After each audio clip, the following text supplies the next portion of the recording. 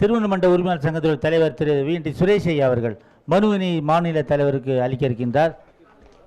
மாநில தலைவர் மற்றும் மாவட்ட தலைவர் அனைவர்களுக்கும் முதற்கண் நன்றி கலந்த வணக்கத்தை தெரிவித்துக் கொள்கிறோம். திருமண மண்டபம் வந்து இன்றைய சூழ்நிலையில் ரொம்ப பாதித்து போயிருக்குங்க.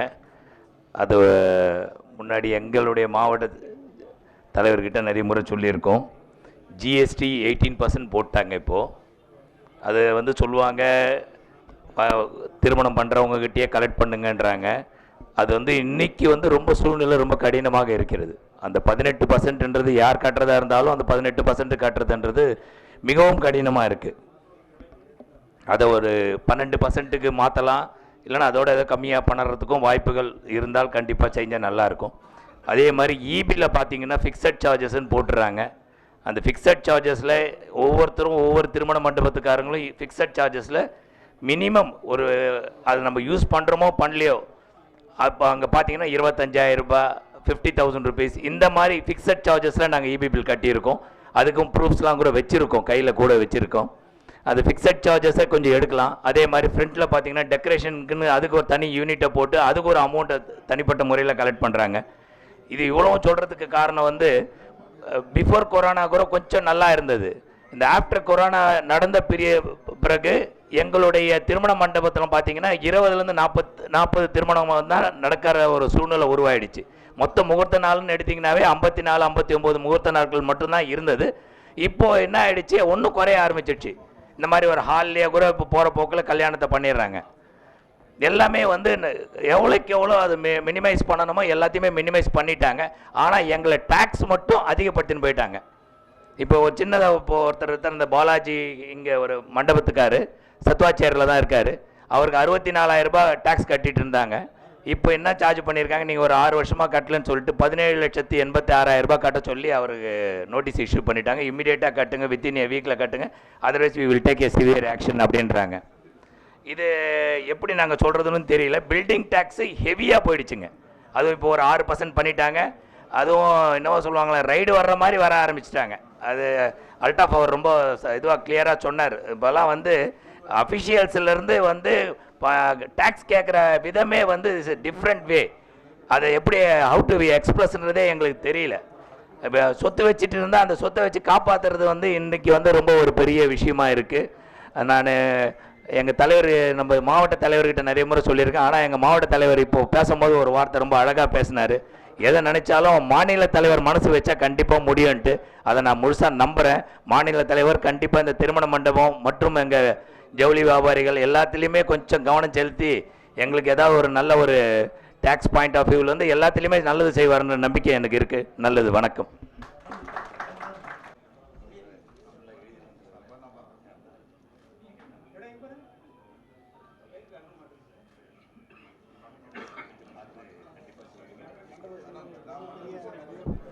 QCOM, Zepto, Blinkit, Swiggy, Instamart இது போன்ற துரித வணிகங்கள் இப்போ வேலூரில் புதுசாக வந்திருக்காங்க. இவங்களோட விஷயம் என்னன்னாக்கா, எதுவாக இருந்தாலும் வீட்டுக்கு 5 நிமிஷத்தில் டெலிவரி. இது ரொம்ப பெரிய இம்பேக்டாக இருக்குது நம்ம மளிகை கடைக்காரங்களுக்கும், அடுத்ததாக எங்களுக்கு நுகர்பொருள் நீர்சலாகிய எங்களுக்கு. இது நாங்கள் ஒரு மனுவாக கொடுத்துருக்கோம். இது மாநில தலைவர் அவர் அவரோட மாநாட்டில் இது ஒரு பெரிய தீர்மானமாக நிறைவேற்றணும்னு தெரிவித்துக்கொண்டு வாய்ப்புக்கு நன்றி கூறி விடைபெறுகிறேன். நன்றி, வணக்கம். பள்ளிக்கூட வணிக சங்கத்துடைய பொறுப்பாளர் திரு ராமூர்த்தி ஐயா அவர்கள். வாழ்வோம் வளர்வோம், வணிகத்தை சிறப்புடன் நடத்துவோம், மற்றபடி மக்களையும் வாழ வைப்போம். நமக்கு ஆன்லைன் வியாபாரம் பெரும் பிரச்சனையாக தான் இருக்கிறது. அதுக்கு தீர்வு காண வேண்டுமென்றால் நாம் நம்மளே தான் முயற்சி செய்யணும். ஏன்னா அரசாங்கத்தை குறை சொல்லின்னு நம்ம காலத்தை கடைத்து நிற்க முடியாது. நாம் நம்ம கடையில் விளம்பரங்களை அதிகப்படுத்தணும். நாம் நம்மளை வாழ வைப்போம். நம் உள்ளூர் கடைகளுக்கு முக்கியத்துவம் கொடுப்போம். சில்லறை வணிகம் தலை துறந்து வாழ நீங்கள் எங்களுக்கு ஆதரவு கொடுக்க வேண்டும். சிறந்த வணிகமாகவும் மக்களுடைய ஆதரவாகவும் வாழ்வோம் என்று கூறி மக்களுக்கு விளம்பர பலகைகளை அறிமுகப்படுத்த வேண்டும். ஒவ்வொரு கடையிலும் விளம்பர பலகையை மேம்படுத்தி மக்களை நம் பக்கம் வருமாறு செய்வதுதான் வணிகருடைய சிறப்பான திட்டமாக இருக்கும் என்று கூறிக்கொண்டு என்னை அழைத்தமைக்கு நன்றி கூறி விடைபெறுகிறேன். அடுத்து அழிஞ்சிக்கும் தலைவர் திரு திருநாகர் ஐயா அவர்கள். இந்த இனிய நிகழ்விற்கு நம்முடைய தலைமையேற்று நடத்தி கொண்டிருக்கக்கூடிய அருமை அண்ணன் தலைவர் மாவட்ட தலைவர் அவர்களுக்கும் மற்றும் மாநில தலைவர் அவர்களுக்கும் மற்றும் அனைத்து மேடையில் இருக்கக்கூடிய நிர்வாகிகளுக்கும் மற்றும் இங்கே அமர்ந்திருக்கக்கூடிய அனைத்து வணிகர்களுக்கும் என்னுடைய முதற்கண் வணக்கத்தை தெரிவித்துக் கொள்கிறேன். நான் ஒரு குக்கிராமத்தில் அழிஞ்சிக்குப்பம் கிராமம், அந்த கிராமத்தினுடைய வணிகர் சங்கங்களின் தலைவராக இருக்கிறேன். எங்களுடைய சங்கம் சிறப்பாக செயல்பட்டு கொண்டிருக்கிறது. எங்களுக்கு எந்த பிரச்சனையும் வரைக்கிறது இல்லை. அப்படி இருந்தாலும் மாவட்ட தலைவரை நாங்கள் அணுகி அவர் அதுக்கு உண்டான தீர்வுகளை எல்லாம் எங்களுக்கு செய்து கொண்டிருக்கிறார். அதே போல் ரெனியூவல் கூட அவர்கிட்ட வந்தோம், எங்களுக்கு முடிச்சு கொடுத்தார். ரொம்ப நன்றி. நாங்கள் இப்போ மாநில லெவலில் இருக்கக்கூடிய மே 5ஆம் தேதி வந்து நாங்கள் ஒரு வேன் வரோம், ஒரு 15 நபர்கள் நாங்கள் வரோம். அதாவது எங்களுடைய சங்கம் சின்னதாக இருந்தால் கூட நாங்கள் வந்து வரோம். இப்போ கூட நாங்கள் வந்து பிராக்ராஜ் போய் வந்தோம் எங்கள் சங்கத்து சார்பாக டூரு. நல்ல நிலைமையில் நாங்கள் சந்தோஷமாக இருக்கோம். அது காரணம் சங்கம். ஆக சிறிய சங்கமாக இருந்தால் கூட நாங்கள் சிறப்பான முறையில் நாங்கள் ஃப்ளைட் டிக்கெட் புக் பண்ணி நாங்கள் சங்கத்து சார்பாக 22 பேர் பிரயாகராஜ் அயோத்தியெல்லாம் போயிட்டு வந்தோம் 3 நாட்கள் சிறப்பான முறையில். ஆக நாங்கள் சங்கத்தில் சிறப்பாக செயல்பட்டு கொண்டிருக்கிறோம் என்பதை தெரிவித்துக் கொண்டிருந்து அனைவரும் ஒன்றாக இணைந்து இருந்தால் கண்டிப்பாக சாதிக்கலாம். தங்கம் செய்யாததை சங்கம் செய் என்று சொல்வார்கள். அந்த வகையிலே நமக்கு கிடைத்திருக்கக்கூடிய தலைவர் சிறப்பான முறையில் நமக்கு செய்து கொண்டிருக்கிறார். அவரை பயன்படுத்தி கொண்டு நம்முடைய சங்கத்தை வளர்த்து நாமளும் முன்னேறலாம் என்று சொல்லி இந்த வாய்ப்பு கொடுத்த அனைத்து நல்வுள்ளங்களுக்கு மன்னித்து விரிவுரை. நன்றி, வணக்கம். அனைவருக்கும் பள்ளிக்கோணம் நகர அனைத்து வணிகர் சங்க சார்பாக நன்றி கலந்த வணக்கத்தை தெரிவித்துக் கொள்கிறேன். இந்த தொழில் வரி லைசன்ஸ் வந்து தமிழ்நாடு பூரா ஒரே மாதிரியாக போடுக்கிறதாக சொல்கிறாங்க. அதிகாரிகிட்ட கேட்டாங்க, அது என்ன பண்ணுறதுன்னு ஒன்றும் புரியல. போன வருஷம் போடுறது வந்து 810 ரூபா போட்டிருந்தாங்க, இந்த வருஷம் 2500 ரூபா கட்ட சொல்கிறாங்க. அது தலைவருடைய ஏற்கனவே தலைவர் வந்து மனு கொடுத்துக்கிறாரு, மே 15 வரைக்கும் டைம் கேட்டுக்கிறாரு. அது பேப்பரில் போட்டிருந்தாங்க. அது கொஞ்சம் பார்த்து அதெல்லாம் செஞ்சிங்கன்னா கொஞ்சம் நல்லா இருக்கும். நாங்களும் போய் பேசிட்டோம், பேசுறதுக்கு வந்து சரி செய்கிறோம் அப்படின்னு நினைக்கிறாங்க. பள்ளிக்கோணம் சார்பில் வந்து 20 பேர் நாங்கள் கண்டிப்பாக வருவோம். காட்பாடி காந்தி வணிக சங்கத்தினுடைய செல்லுமணி அவர்கள் 2 நிமிடம் டக்குன்னு முடிங்கய்யா. மாநில தலைவர், மாவட்ட தலைவர், மேடையில் வீட்டிற்கும் நிர்வாகிகள் அனைவருக்கும் காட்பாடி காந்திநகர் வணிக சங்கத்தின் சார்பாக வணக்கத்தை தெரிவித்துக் கொள்கிறோம். காட்பாடியில் இருக்க மிகப்பெரிய பிரச்சனை போக்குவரத்து பிரச்சனை தான். சரியான நேரத்தில் நம்ம போனோம், ரயில்வே ஸ்டேஷனில் போய் ட்ரெயின் ஏறினா கூட சரியான நேரத்தில் போனால் தான் ட்ரெயின் ஏற முடியும். அப்படியேப்பட்ட பிரச்சனை இருக்கிறது. கடந்த 10 வருடமாக எங்கள் சங்கம் மூலமாக மாநாட்டிற்கு ஒரு பஸ்ஸு மூலமாக வந்தோம். இந்த வருடம் கடைசி 3 வருடமாக இந்த ஒரு பஸ்ஸு ஜனமே பத்தலை. அது மாதிரி நிறைய பேர் உட்காந்து வர அளவுக்கு ஆகிருக்கு. இந்த வருடம் 2 பஸ்ஸு ஜனம் கண்டிப்பாக வருவோம், 100 பேருக்கு மேல் கண்டிப்பாக வருவோம். நன்றி, வணக்கம். மாநில தலைவர், மாவட்ட தலைவர், நிர்வாகிகள் மற்றும் நமது வியாபாரிகள் சங்க தோழர்கள் அனைவருக்கும் வணக்கத்தை தெரிவித்துக் வேலூர் மாவட்ட மருத்துவ சங்கத்தின் சார்பாக வணக்கங்களும் வாழ்த்துக்களும் தெரிவித்துக் கொள்கிறேன். இதில் வந்து நம்ம வணிகர் சங்கத்தில் வந்து இதில் ஜாதி மதம் நம்ம கட்சி எல்லாமே இல்லாமல் ஒருங்கிணைந்து நம்ம வந்து ஒன்லி வணிகர்கள் அந்த கான்செப்ட்லாம் எல்லாம் நம்ம பண்ணிக்கிட்டு இருக்கிறோம். இந்த எல்லா அமைப்புகளையும் ஒன்று சேர்த்து எல்லா சங்கத்தையும் ஒன்று சேர்த்து பேரமைப்புன்னு வச்சு எல்லா சங்கத்துக்கும் நம்ம உதவுறது தான் நம்மளுடைய நோக்கமாக இந்த பேரமைப்பு வேலை செய்கிறாங்க. எந்த நிகழ்ச்சியாக இருந்தாலும் நமது மாவட்டத்தில் உள்ள பேரமைப்பு தலைவர்கள் எல்லா விசேஷத்துக்கும் வந்து எல்லாரையும் என்கரேஜ் பண்ணுறாரு. அதனால் வந்து எல்லாருமே ஒற்றுமையாக இருந்து நமக்கு உறுதுணையாக இருந்து இந்த சங்கத்தை வளர்க்குறதுக்காக எல்லோரும் பாடுபடணும். இந்த சங்கத்தில் இருக்கிறதெல்லாம் என்ன நமக்கு பெனிஃபிட்னாக்க ஒருத்தர் அறிமுகம் எங்கள் தமிழ்நாடு ஃபுல்லாக எங்கள் மருந்து வணிகர் சங்கம் இருக்குது. இப்போ எங்கள் பொதுச் செயலாளருடைய டாக்டருக்கு மேரேஜ் ஈரோட்டில் நடந்தது. தலைவர் கூட வந்திருந்தார், மாநில தலைவர் வந்திருந்தார். அதில் வந்து நாங்கள் எல்லாருமே நெய்பர் மாதிரி தான் அந்த மேரேஜுக்கு போனோம். கிட்டத்தட்ட எங்கள் தமிழ்நாடு ஃபுல்லாக ஒரு 540 மெம்பர் இருக்காங்க, ஈசி மெம்பர்ஸு. கிட்டத்தட்ட 300-350 பேர் அந்த மேரேஜுக்கு வந்து அட்டன் பண்ணலாம், எல்லாமே அட்டன் பண்ணலாம். அந்த மாதிரி நேரத்தில் வந்து எல்லாரையும் நம்ம தமிழ்நாடு ஃபுல்லாக எல்லா டிஸ்ட்ரிக்ட்லையும் நமக்கு தொடர்பு இருக்கிறதுக்கு நமக்கு ஒரு சந்தர்ப்பங்கள் வந்து சங்கத்தை நமக்கு அமைச்சு கொடுக்குது.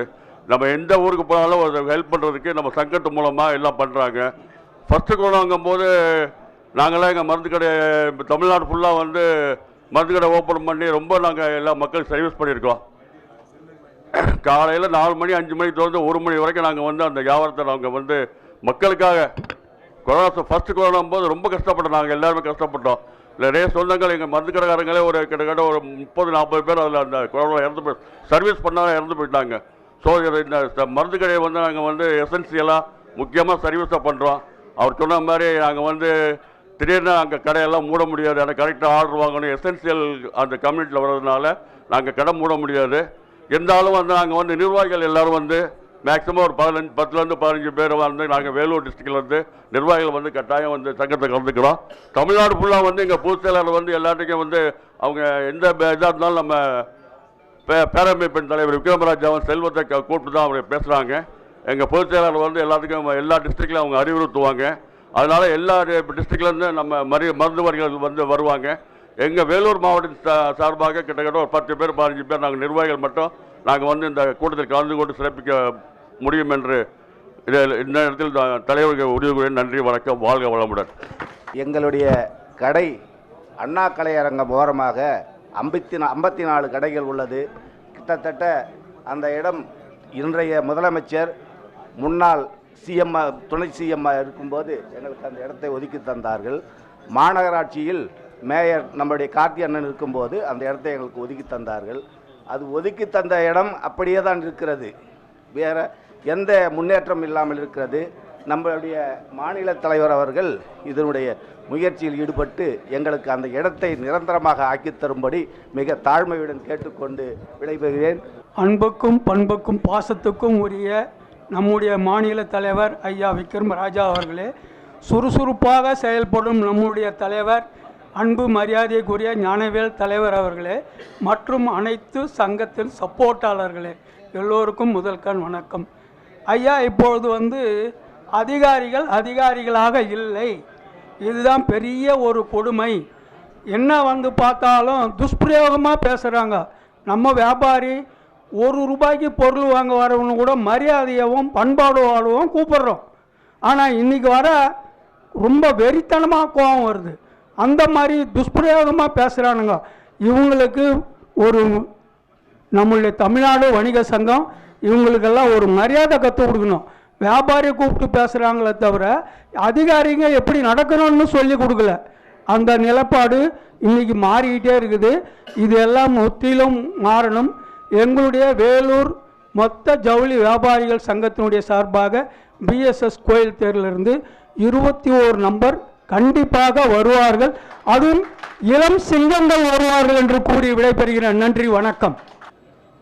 எங்களை வந்து ரொம்ப சுமையாக இருக்கிறது வந்து இந்த பாமாயில், அதை வந்து ஒரு தீர்மானமாகவே நீங்கள் கொடுத்தா நல்லாயிருக்கும்னு நான் நினைக்கிறேன். ஒரு நிரந்தரமான ஒரு நிர்ணயமான விலையில் இல்லை, அதுதான் எங்களை வந்து ரொம்ப பாதிக்குது. அது கொஞ்சம் கவனத்தில் வச்சுக்கிட்டு மாநாட்டில் வந்து அது ஒரு தீர்மானமாக கொடுத்தீங்கன்னா ரொம்ப சிறப்பாக இருக்கும்.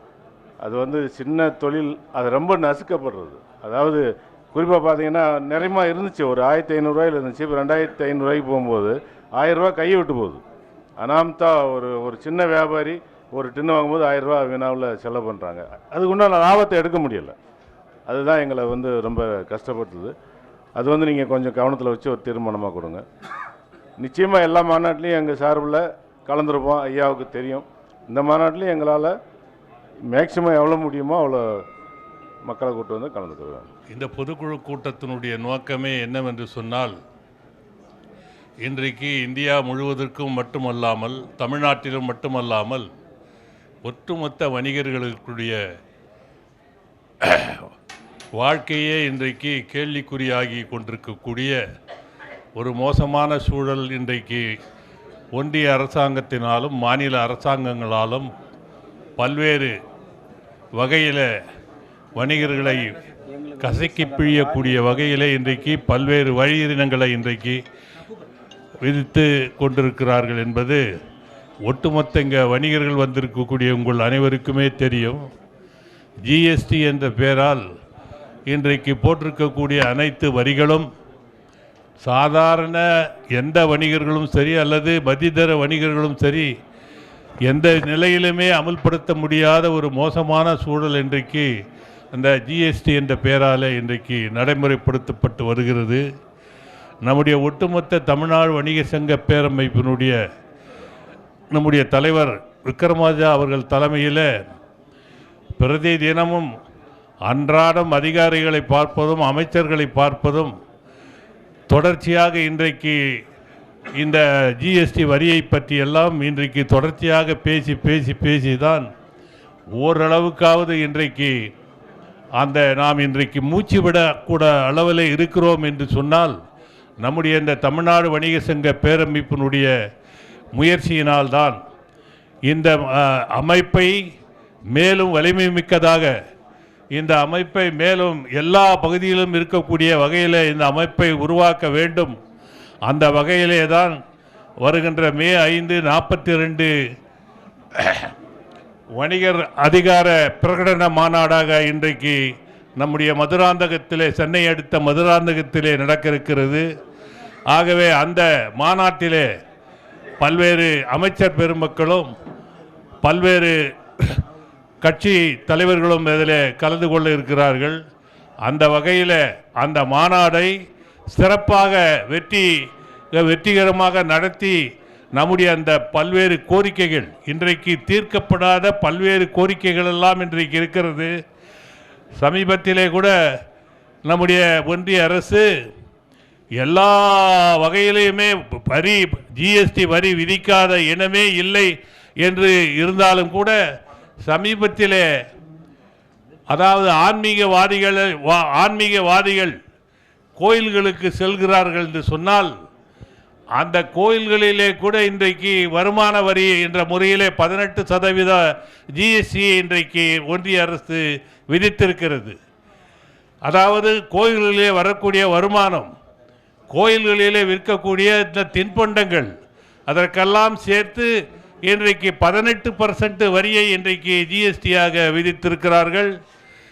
அது மாத்திரமல்லாமல் என்றைக்கு இந்த ஜிஎஸ்டி உதயமானதோ, அமுல்படுத்தப்பட்டதோ, அன்றையிலிருந்து அதை கட்ட வேண்டும் என்ற ஒரு உத்தரவு சமீபத்தில் ஒன்றிய அரசால் பிரகடனப்படுத்தப்பட்டிருக்கிறது.